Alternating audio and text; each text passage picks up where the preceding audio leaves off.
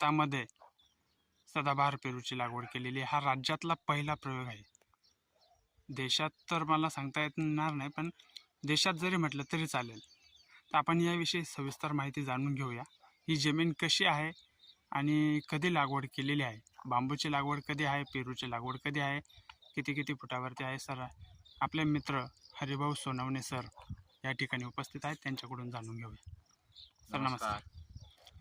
बांबूची लागवड 1 वर्षापूर्वी केली होती. हा बांबू बल्कोआ जातीचा आहे. हा बल्कोआ म्हणजे जाड असतो आणि टिकाऊ मजबूत असतो. हे वर्षापूर्वी लागवड एक फुटाचं झाड होतं.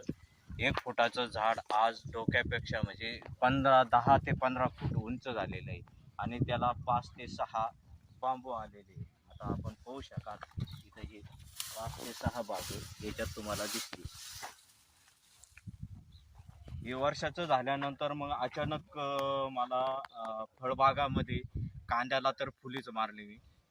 फळबाग करायची होती. फळबाग करायचं संशोधन चालू असताना मला तो सदाबहार पेरू दिसला आणि हा पेरू बांबूच्या सरीतही 2 फुटावर आहे आणि बांबूपासून 3 फुटावर मग स्वतंत्र सरी आहे आणि या सरीमध्ये 2 फुटावरच पेरूची लागवड केली आहे. असा एकंदरीत 36 गुंठ्यामध्ये 2000 रोपांचं लागवड केलेली आहे. बघा शेतकरी मित्रांनो, आपण जर बघितलं तर इथे हा बांबू आहे. बांबू ते बांबू 15 फुटाचं अंतर, म्हणजे गल्लीचं पण अंतर जर बघितलं तर गल्ली पण 12-15 फुटांची आहे. आणि ह्या 15 फुटांच्या गल्लीमध्ये पेरू ते बांबू जर बघितलं तर 2 फुटावरती पेरू ते बांबू घेतलेला आहे ह्या शेतकऱ्यांनी.